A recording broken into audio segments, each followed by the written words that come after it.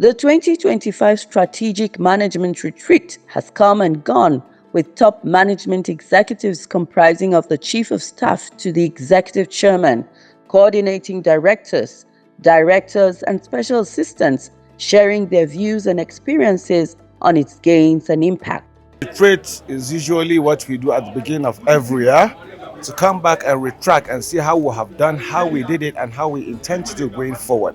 So the expectations, of course, would be on how to strategize to achieving much more and leverage on what we had done in the past and how to build on it going forward. We have been shown our performance last year. We have heard from experts what we need to do. The most important thing is for all of us to listen carefully and abide, learn from the experts, make the better use of what we have learned to achieve the new target in 2025. They expressed their satisfaction with the 2025 trajectory of the executive chairman and promised to put all hands on the deck to see that the 25.02 trillion naira target is surpassed. Our target for 2025 is 25 trillion. We did it in 2024, and I'm very confident in 2025 we will also do it again with active collaboration and the support of every staff. They were of the opinion that the massive restructuring being carried out within the service is yielding positive results following the resounding successes that were recorded in revenue generation in 2024 when FIRS surpassed the target. As we gather today at the dawn of 2025, I stand before you filled with pride, gratitude, and unwavering sense of purpose. Together, we close the chapter of 2024 with an achievement that will forever be recorded in the history of Federal Inland Revenue Service, a record-breaking collection of 21.6 trillion in revenue, surpassing our target of 19.4 trillion. This was no small feat.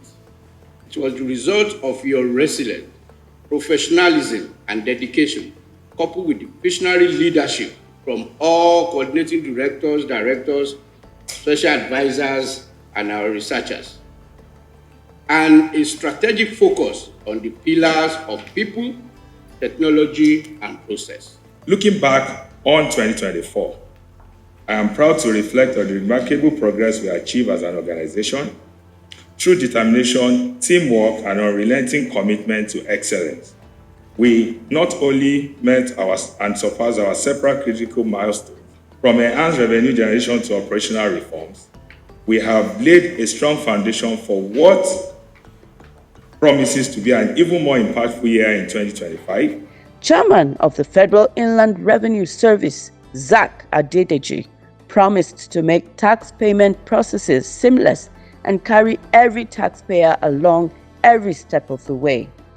He further assured staff of his mindfulness of their welfare so they can in turn give in their best, hence the 3 strategic pillars of 2025, which include improved facilities, well-thought-out trainings for staff, and technological enhancements within the service. Every staff from Officer 2, first year, will have the kind of soft skill training that they need, because at the end of the day, no matter what the hard knowledge skills we have, the way you deliver it is what now makes a difference. The expectation is that as we live here, we should be able to articulate all the expected activities to be performed by each department and group, and then emphasize on collaboration and cooperation, because if you have harmonious collaboration among the functions,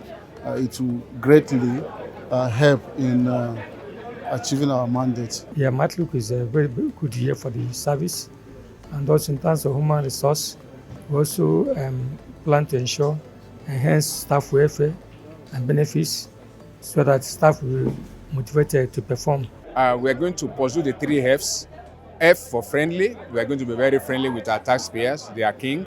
We are going to be firm in upholding the rule of law, what the law says and the standard, also with our officers. And we're going to be very fierce in pursuing non-compliant taxpayers. There's a documented evidence between trust and compliance.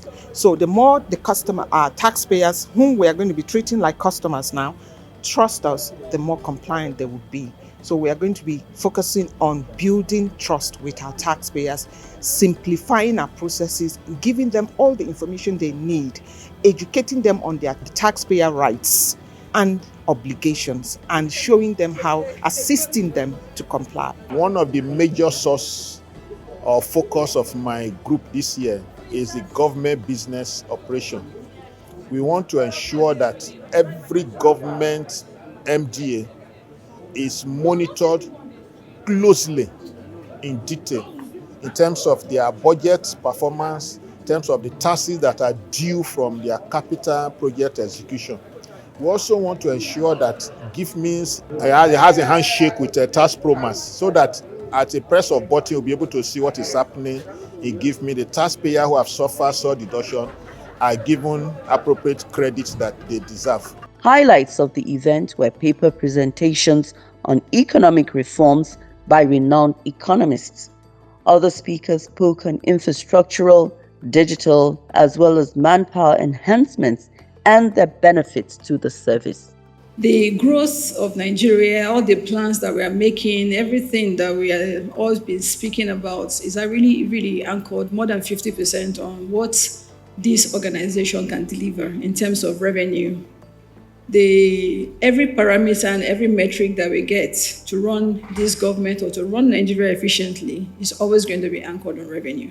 And FIRS is the core driver of that objective, and is one of the strongest arms of physical implementation of the Federal Ministry of Finance. If you don't maintain your building, if you don't watch for your building and keep repairing and maintenance and so on, one, you will lose assets, building will just break, and second, the well-being of the employees.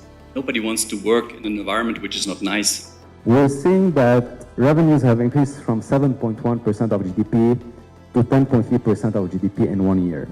And actually this is unheard of, okay? And this is really should be a story that Nigeria should be very proud of, and it should be kind of a marketing campaign, because I've never seen a country increasing revenues by 3.2 percentage points in 1 year. Speaking on developing digital workflows, a director at the Central Bank of Nigeria, Mrs. Omoyemen Jide Samuels, emphasized the need for the creation of a structured digital workflow for managing official correspondences, which ensure better tracking, approval processes, and archiving. CBN needs those data from MDAs, including FIRS, and each agency also needs different kinds of data. So we came together to do an integrated data sharing portal. And what that portal does is that it's a one-stop shop within the MDAs. There are different templates where you come to load those data for different use cases. I think for phase 1 was for about like 9 MDAs, including FIRS. So that one too, the adoption is low because the executive buying of those MDAs is not really there. So the staff that you normally send, they cannot even take decision on whether those data should be uploaded or that. So, but I guess we are taking baby steps. Remi Dada, in a paper, stated that a key strategy to building trust with taxpayers is a friendly environment, thus the need for a community-based design of the FIRS facilities, such as flexible and conducive working spaces, breakout zones, nap rooms, modular spaces, amongst others. You want to build a culture of continual learning. A company or an organization or entity that has a culture of growth would always continue to evolve. So it's a critical part in the concept of the office as a city. Special Assistant to the Executive Chairman of the Service on Infrastructure, Adekunle Ogidi outlined areas that require urgent attention to include timely delivery on all construction and renovation projects to scope and within budget, and ensure that all service providers meet 80% performance score on a quarterly basis. Ladies and gentlemen, we are equitable, equal stakeholders, and we must take responsibility for what becomes of our facilities. Going forward, what the executive chairman has directed is that we should prioritize based on certain key parameters where we put investment, facility investment. Learning and development needs getting it right, according to Moses Kajubi of the World Bank. He said strategic reforms, business plans, human resource, workforce plans, and competency framework are some parameters of training staff effectively. Other areas to be considered for job trainings are job profiling, including specifications, performance appraisals, feedback, and identifying performance gaps. To get learning environment right, we'll practically need to get the first steps, and that is the learning needs assessment. Develop a strategy, and after the strategy, see how to deliver this strategy, and nothing gets ever done unless it's evaluated. Currently, we see a very good pre- and post-training evaluation, but this can be improved upon where you evaluate the whole process beginning from the planning stage, how the training was delivered, the reaction of the participants, and the outcomes that come through this whole training. Special Assistant to the Executive Chairman of the FIRS on Human Resources, Fatima Kakuri, said the major challenges linked to staff training are lack of focus, lack of course curriculum, and dilapidated training facilities, amongst others. She said 100 trainings were carried out in 2024, in which 7,668 staff participated, with 132 planned trainings in the offing. A lot of what we've communicated now is we are not seeing the training outcomes. When we look at the numbers, it looks fictitious. When we look at the numbers, it doesn't look like we are actually delivering the value. We might say that we have met our targets, but we want to be able to establish what are the drivers of us meeting those targets, to be able to even then determine whether or not this training that we're doing is actually impactful. Our training policy and our training priorities for the year is one, to make sure that the corporate plan for the service is well understood. In the life of every organization, it becomes very important to remind ourselves of what our mandate is, what our mission is, and to do that, we need to make sure that everybody in the service is fully equipped and understands what is contained on our corporate plan. So we're going to be making sure that there's a rollout of training and people can understand that and reorient themselves on what the true nature of our mandate is. We have outlined a strategic roadmap anchored on 3 critical pillars. 1, capacity building and training. We will empower our workforce with the tools, knowledge, and skills needed to excel in modern tax preparation.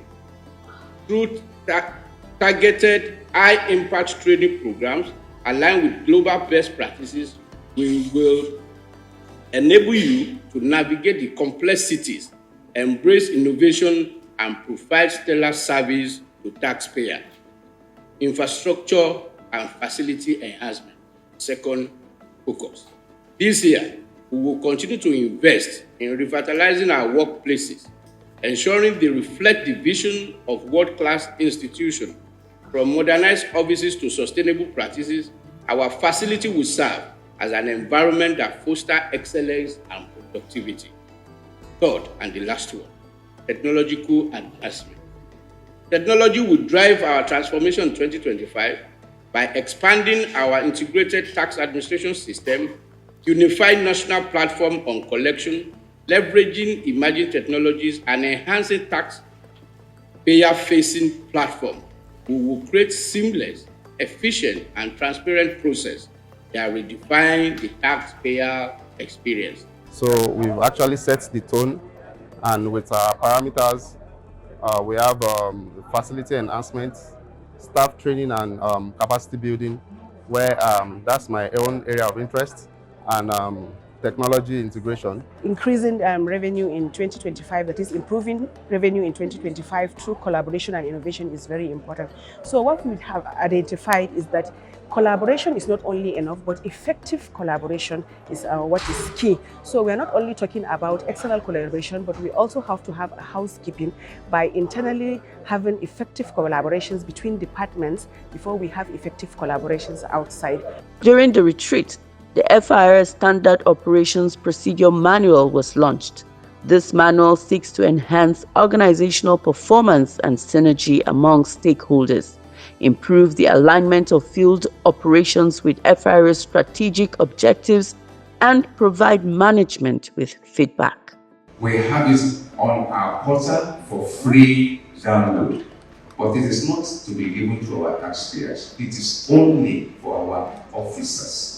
It is to guide our work in our offices. SOP means Standard Operating Procedures. And what it stands for is providing a detailed guideline of all our processes to our tax officials in all of our offices and functions, such that we can have the same standard to offer service to our customers, irrespective of which office you go. How are you received? How do you make returns? If we have to do audit, what standard do we processes do we apply? And all of those things that has to do with our operations. This is the outcome of streamlining the process in FIRS. So standard operating procedure is key in standardizing processes in the system, ensuring uniformity across the service, ensuring service delivery, efficiency of processes and procedure. So it's a landmark achievement for FIRS, and this is the way to go.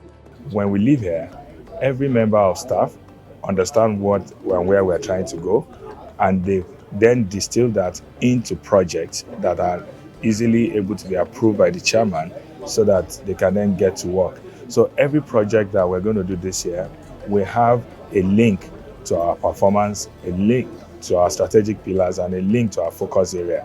So once those things are established, it's easy for everybody to see the need for those projects and to then follow up and make sure that they are executed. So my role is to be there from cradle to grave. If you look at our antecedents, we are a data-driven organization, and tax collection is intelligence gathering. So based on what we know and the conducive environment that Mr. President has given to the business in anticipation of even the passing of our tax reform bill that will make environment more conducive for all the taxpayers. So we are confident with the professionalism of our staff that we'll be able to achieve 25 trillion that we've committed. The dynamic executive chairman of the FIRS has set the ball rolling, and with the staunch support of his staff and taxpayers alike, all is set to turn the Nigerian economy around.